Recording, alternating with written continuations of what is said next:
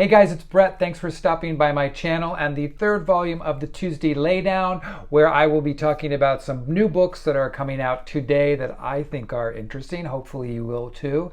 As well as talk about what I'm reading, what I'm planning to read, and a few various and sundry other things. My dog has just come into the room, and by the way, books are magic. Hi, Ben. All right, so tomorrow is the big day for the National Book Award to announce their short list. It seems like only yesterday they announced their long list, because it really was. I think that they do a terrible job. Like, the Booker Award gives you ample time after they announce their long list to kind of dive in for people who want to read a book list like that. But the National Book Award is like, yeah, this is our list, get on it or get off it. And so I find it kind of irritating, because I'm not personally one of those people who are like, drop everything, I'm diving into the long list. I know there are plenty of people who do that, but my TBR is too long. So I can't even give you a guess as to what I think would actually be on that list, because I've only read one of the books, the Jonathan Escoffery book.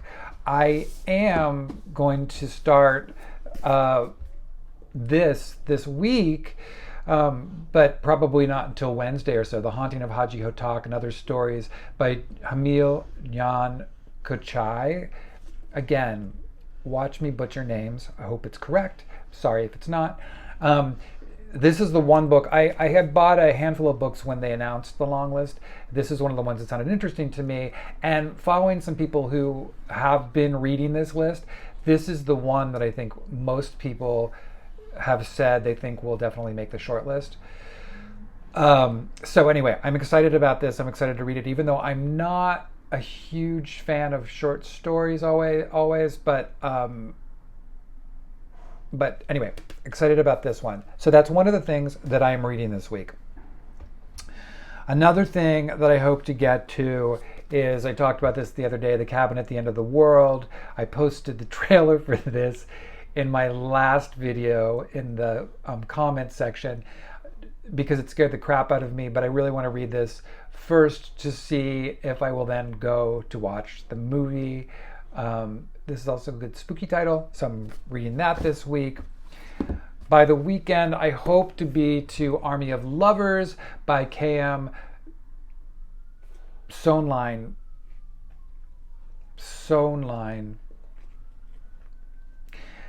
I'm going to do a video one day of me just butchering one author's name after another. Anyway, I'm reading his book later this week, which, interesting, I think I've talked about this before. This comes out October 11th from Hempl Press, and thank you for the gifted copy.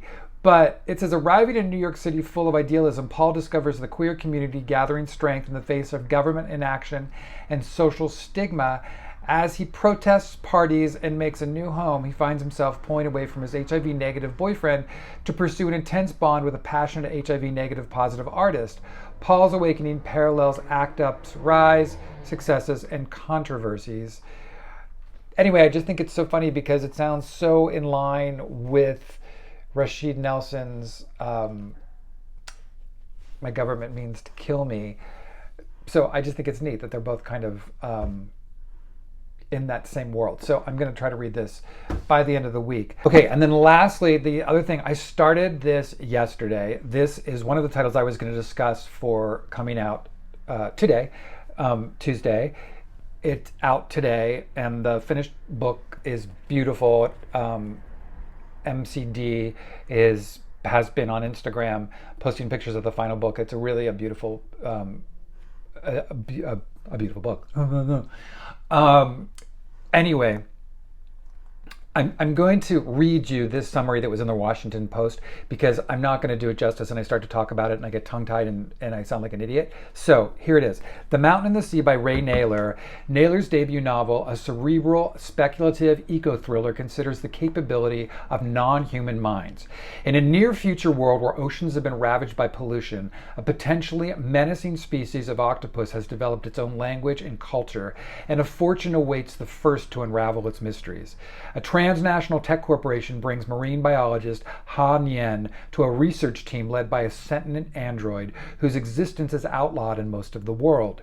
As Ha gets closer to discovering the cephalopod's true potential, hope for coexistence collides with the human tendency towards domination. It's really unlike anything I've read in a while. Obviously it has sci-fi vibes, but it doesn't feel overly, for those of you who are like, I don't like sci-fi, I get it. And it's not, I guarantee it's, at least so far, I'm almost 150 pages in, and it's not that. There are elements of that, but frighteningly, it's kind of like our near future, especially when yesterday I watched a video of Elon Musk unveiling his first Android, which I don't know if any of you saw that video, but I'm like, people, has no one seen Terminator? We know how this movie ends. The machines take over. The machines take over. Stop it. So, seeing that, but anyway, so it's not so far-fetched. And after, I told you, I'm a big octopus person. After watching that My Octopus Teacher documentary on Netflix, this is really, really good. So there you go. Okay, so that's my reading week so far. We talked about tomorrow, here's again, National Book Award shortlist. Now, let's discuss some books that are coming out today that might interest you. The first one I want to talk about is probably the biggest of this publishing day, and that is Celeste Ng's Our Missing Hearts. For those of you who don't know, thought I would just read you the little blurb about this one, okay? 12-year-old Bird Gardner lives a quiet existence with his loving but broken father, a former linguist who now shelves books in a university library. Bird knows not to ask too many questions, stand out too much, or stray too far. For a decade, their lives have been governed by laws written to preserve, quote, American culture in the wake of economic instability and violence. To keep the peace and restore prosperity, the authorities are now allowed to relocate children of dissidents, especially those of Asian origin, and libraries have been forced to remove books seen as unpatriotic, including the work of Bird's mother, Margaret, a Chinese-American poet who left the family when he was 9 years old. Bird has grown up disavowing his mother and her poems. He doesn't know her work or what happened to her, and he knows he shouldn't wonder. But when he receives a mysterious letter containing only a cryptic drawing, he is pulled into a quest to find her. His journey will take him back to the many folk tales she poured into his head as a child, through the ranks of an underground network of librarians, into the lives of children who have been taken, and finally to New York City, where a new act of defiance may be the beginning of a much-needed change.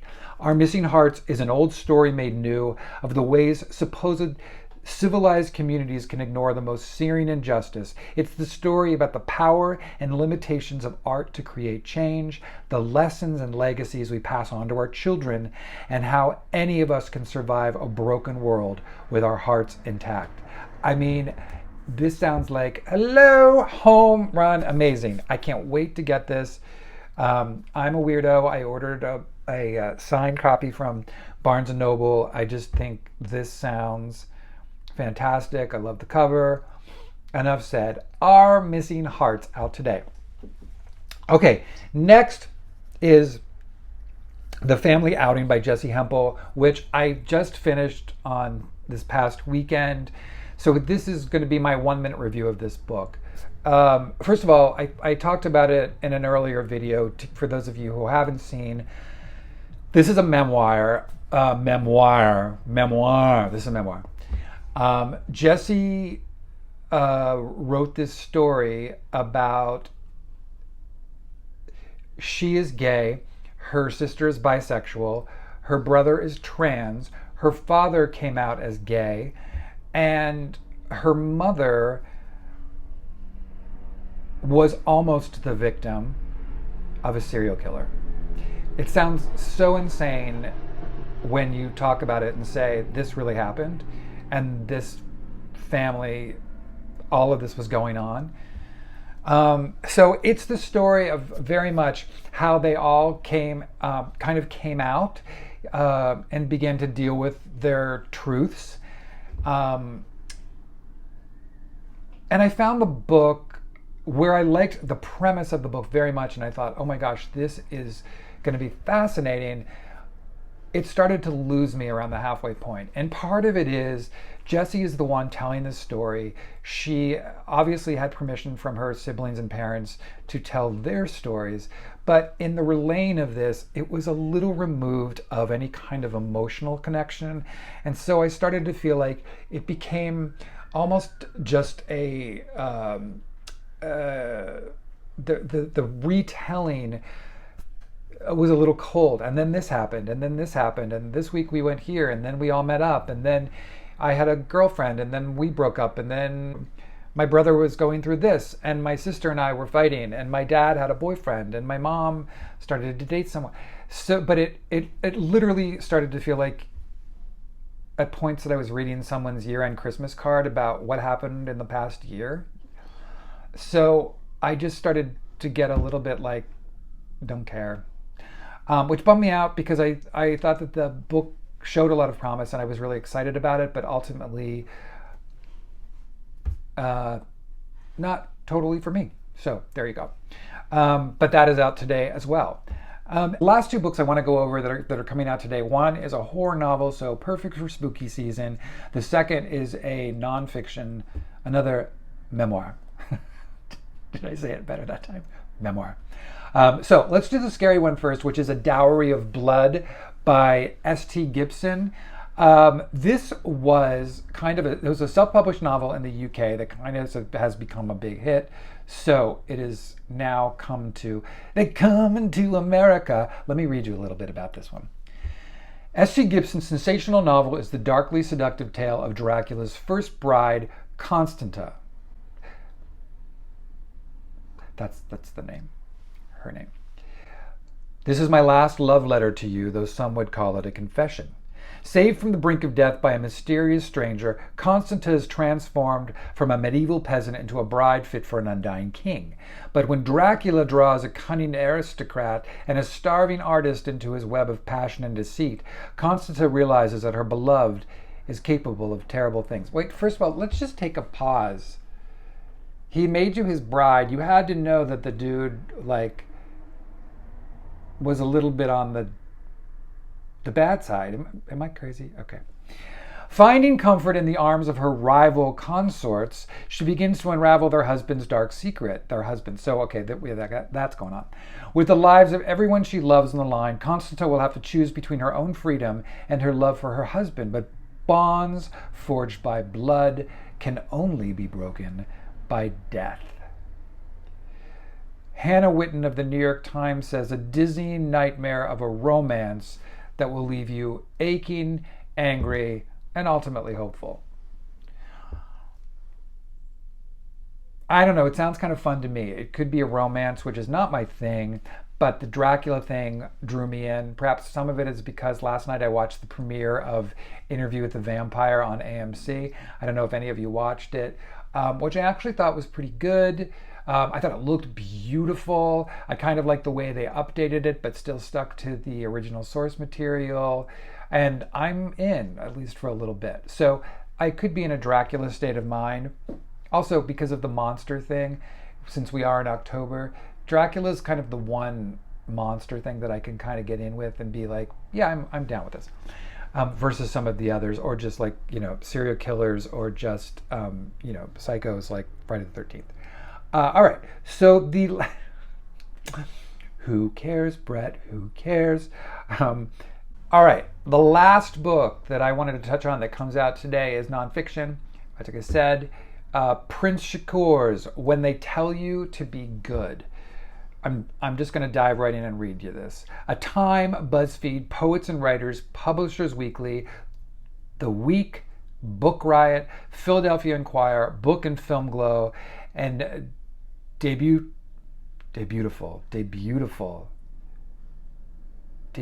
Is that really a thing? Debutful?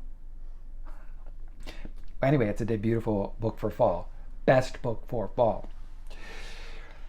Prince Shakur's debut memoir brilliantly mines his radicalization and self-realization through examinations of place, childhood, queer identity, and a history of uprisings. After immigrating from Jamaica to the United States, Prince Shakur's family is rocked by the murder of Prince's biological father in 1995. Behind the murder is a sordid family truth, scripted in the lines of a diary by an outlawed uncle hell-bent on avenging the murder of Prince's father.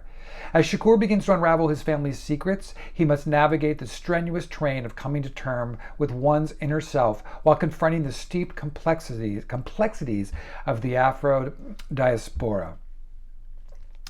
When They Tell You to Be Good charts Shakur's political coming of age from closeted queer kid in a Jamaican family to radicalized adult traveler, writer, and anarchist in Obama and Trump's America.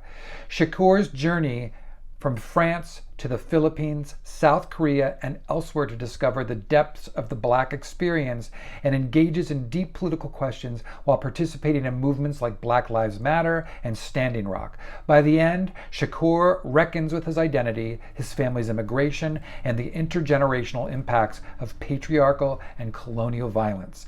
Examining a tangled web of race, trauma, and memory, When They Tell You to Be Good shines a light on what we all must ask ourselves, to be more than what America envisions for the impressed, as Shakur compels readers to take a closer, deeper look at the political world of young, Black, queer millennials today. I think that sounds crazy fantastic.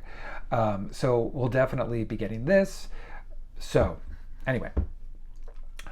All right, that's what I have for you today. So we talked about 5 titles dropping: The Mountain and the Sea, Our Missing Hearts, The Family Outing, The Dowry of Blood, and When They Tell You to Be Good. Let me know if any of those sound interesting to you. Let me know if I missed anything else that you thought, hey, this came out today, why didn't he mention that? Because I probably didn't know.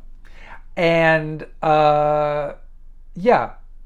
I don't think I'll be doing a follow-up on the National Book Award unless I do it in a later video this week, at least until I read one more of these books and have something to talk about. So there's that. I hope you all have a fantastic day. And I was going to say something really cheesy like keep reading. I'll see you all later.